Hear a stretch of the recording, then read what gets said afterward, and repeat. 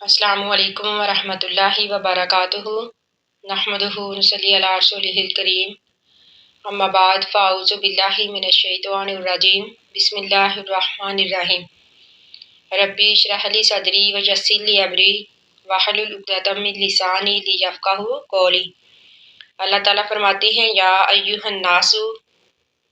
اے لوگو، قد تحقیق جاءکم، آئی تمہارے پاس، برہان دلیل، من ربکم، تمہارے رب کی طرف سے۔ برہان سے مراد ایسی قطعی دلیل جس کے آ جانے کے بعد کسی عذر کی کوئی گنجائش نہ رہے، یعنی ایسی دلیل جس کے آ جانے کے بعد تمام شک و شبے ختم ہو جاتے ہیں۔ یہاں پر برہان سے مراد قرآن پاک ہے۔ تو اللہ تعالیٰ فرماتے ہیں وَأَنزَلْنَا، اور ہم نے نازل کیا، علیکم، تمہاری طرف، نور مبینہ، واضح نور۔ اس سے مراد بھی قرآن کریم ہے، وہ قرآن کریم جو کفر و شرک کی طریقوں میں ہدایت کا نور ہے، یعنی جو کفر و شرک کی طریقوں میں ہدایت بن کے آیا اور انسانوں کے لیے ہدایت اور رہنمائی کا ذریعہ ہے۔ تو اللہ تعالیٰ فرماتے ہیں فَأَمَّا الَّذِينَ، پس وہ لوگ، آمنوا، جو ایمان لائے، باللہ، اللہ پر، وَاعْتَصَمُوا بِهِ، اور تھام لیا، بھی اس کو، یعنی اللہ کے دین کو، یعنی جو اللہ کے احکام کے مطابق ایمان لائے، اللہ کے بتائے ہوئے طریقوں پر چلے، تو اللہ تعالیٰ فرماتے ہیں فَسَيُدْخِلُهُمْ، تو ان قریب داخل کرے گا ان کو اللہ تعالیٰ فی رحمت میں، منہ، اپنی طرف سے، وفضل، اور فضل میں داخل کرے گا، ویہدیہم، اور ہدایت دے گا ان کو، الیہ، اپنی طرف، صراطا مستقیما، سیدھی راہ کی، یعنی تو پھر اللہ تعالیٰ ان کو اپنی طرف پہنچنے کے لیے سیدھی راہ دکھائے گا،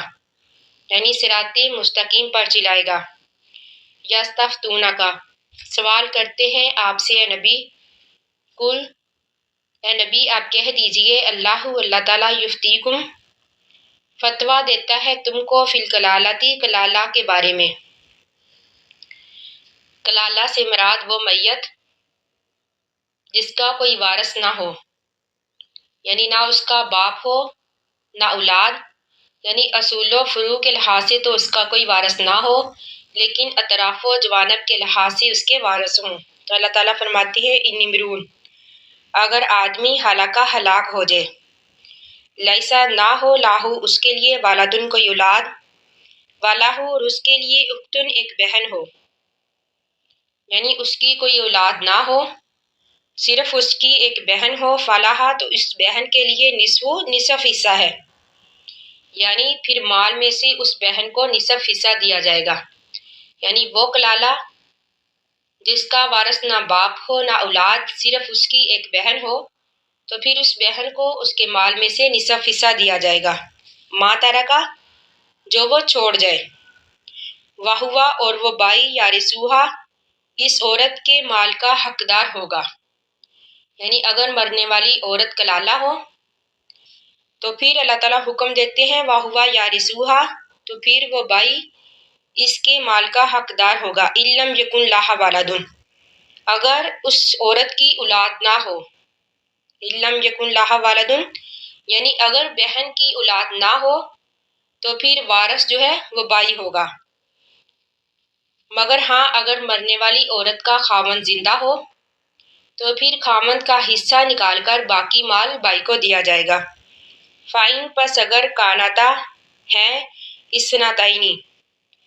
یعنی اگر بہنیں دو ہیں یا دو سے زیادہ، یعنی اوپر ہم نے پڑھا تھا ولاہو اختن فلاح نصف، اگر اس کے لیے ایک بہن ہو تو اس کے لیے نصف حصہ ہے، تو اب اللہ تعالیٰ فرماتے ہیں فإن کانتا اثنتین، اگر بہنیں دو یا دو سے زیادہ ہوں، فلہما الثلثان، تو پھر ان کے لیے مال میں سے 2/3 حصہ ہے، فلہما الثلثان، تو پھر ان کے لیے 2/3 حصہ ہے، مما، اس مال میں سے، تارکا، جو اس کا بائی چھوڑ جائے، تو پھر بہنوں کو اگر 2 ہوں گی یا پھر 2 سے زیادہ بھی ہوں گی تو مال کا 2/3 حصہ ہی ملے گا۔ وَإِن كَانُوا، اگر ہیں، اخوتاً، بہن بھائی، رجالن، مرد، و نساء، اور عورتیں، یعنی اگر اس کے بہن بھائی کے زیادہ ہیں۔ فائن پس اگر کانو ہے اخوتن رجالم و نسان، یعنی اگر بہن بھائی مرد اور عورتیں ہیں یعنی زیادہ ہے، فالی زکاری تو لڑکے کے لیے مثل حصہ ہے حظ الانثیین دو عورتوں کے حصے کے برابر، یعنی اگر کئی بہن بھائی ہیں تو مرد کا حصہ دو عورتوں کے حصے کے برابر ہوگا۔ فالی زکاری تو لڑکے کے لیے حصہ ہے مثل حظ الانثیین دو عورتوں کے حصے کے برابر۔ یبین اللہ بیان کرتا ہے اللہ تعالیٰ لکم تمہارے لیے ان تضلوا یہ کہ تم گمراہ نہ ہو جاؤ، یعنی اللہ تعالیٰ فرماتے ہیں کہ اللہ تعالیٰ نے یہ تمام حصے، یہ تمام اصول اس لیے بیان کیے تاکہ تم گمراہ نہ ہو جاؤ۔ واللہ اور اللہ تعالیٰ بکل شیء ہر چیز کو علیم جاننے والا ہے۔ الحمدللہ ہماری سورۃ النساء مکمل ہو چکی ہے۔ اب ہم انشاءاللہ